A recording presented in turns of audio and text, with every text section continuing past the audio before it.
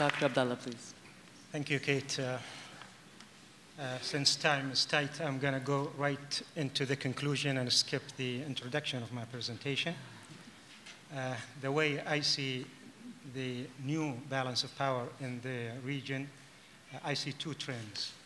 One is that the major powers have lost a great deal, and they are at least 1 inch shorter than they were at the beginning of 2011.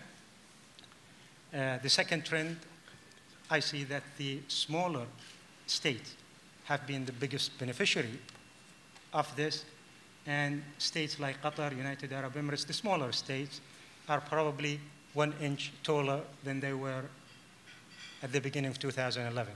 Trust my calculation, okay? I made the calculation, so it's 1 taller, 1 shorter in here. Let me say 1 word about the first trend, and then elaborate a little bit about the second trend. I think nearly all, is that better? Yes. Okay. I think nearly all the major regional power, and I include here Turkey, Iran, Israel, Egypt, Iraq, Syria, even our friend here, Saudi Arabia, are diminished because of the events of 2011. All of them are strategically weaker than they were just 10 months ago. I think none of them are in the driver's seat at the moment. And hence, there is a vacuum of power, there is a vacuum of leadership. The major league is in shambles. So the minor league is taken over, and I think it is time for them. That's trend number one. And let me say something more about the minor league players and the prospect for them for playing a de facto diplomatic and political leadership role in the region.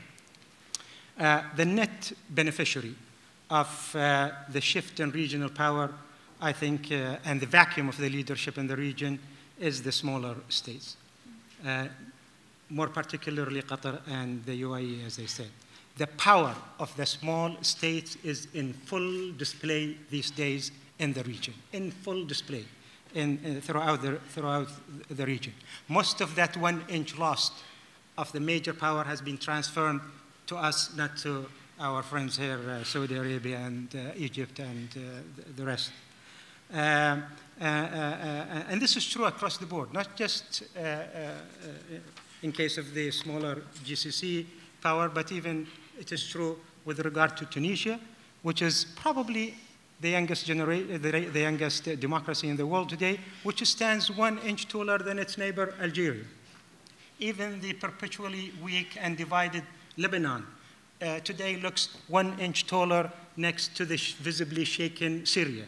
But the real story is in the smaller Arab Gulf states, namely Qatar, namely UAE, who are acting at the moment as the de facto diplomatic and political leader in the region.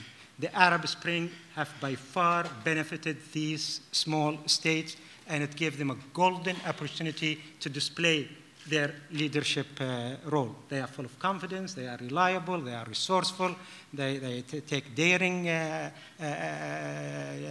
role, and they are becoming now a leader in mediating regional conflicts, and they are very comfortable in the driver's seat. And this is the new story in the region. I think the smaller states feel most comfortable working together. And that's where the GCC comes in. The GCC today, GCC 2011, is stronger, more cohesive, more decisive than we have seen it for the past 30 years. The investment, 30 years of investment in GCC has paid off handsomely during the events, during the year 2011. We have seen this throughout the region, especially in the case of Bahrain. The Libyan experience was a turning point for the smaller states in the region. We saw how Qatar, UAE stand shoulder to shoulder next to NATO, and I think they took a risk, and it was a daring risk, and this risk is paying off very once again, paying off handsomely. Now, having said this, this is the time for the smaller state to jump in and take the lead, and it is time for the minor league rather than the major league to be in the driving seat. Having said this, these small states do have security concerns of their own. And let me just count at least 2, 3 of these security concerns. The most constant security concern for the smaller GCC states is, of course, Iran. Iran remains to UAE, Qatar, Bahrain, Kuwait, etc., a difficult neighbor. I don't want to say more than that. It's a very difficult neighbor to deal with, and it's getting more difficult by the day. Second concern for the smaller Gulf state is that the Gulf region is probably the most militarized region on earth today. Everybody is there, and everybody is just is making the place as militarized as you can, starting with Iran, the United States, NATO, and everybody else. So it's a very militarized neighborhood that we live in. Third, arms race is now at its highest at any time that we can see, spending on arms and arms race, and usually arms race leads to conflicts and leads to war in a region which already had 3 major wars already. So in short, the smaller states, although they are more comfortable, although they are more, more confidence, they still live in a very volatile, very fragile neighborhood. On top of all this, the biggest worry is that trust in America, which is the ultimate guarantor, the trust in America is receding, is eroding by the day. And the thinking the thinking among the small Arab Gulf state is that America is still a friend, is still an ally, but it's an ally that is in retreat, and it's a friend that is going through a mess back in Washington and back at home. So America, in that sense, as we heard it this morning, is reactive. America is behind the event. America leaves Iraq with mission not accomplished. America is not doing good in Afghanistan. By my account, America is today not 1 inch, but 1 whole foot shorter than it was at the beginning of 2011.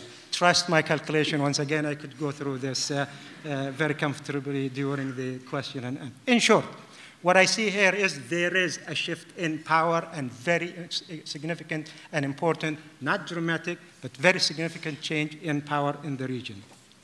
There is a vacuum, and there is a power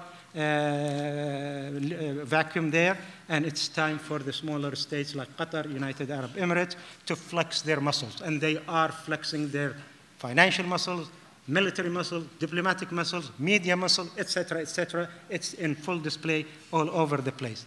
2011 has been a bad year for the major power. It's been a good year for smaller powers. I expect more of the same for 2012. Thank you very much. Thank you, Dr. Abdalla.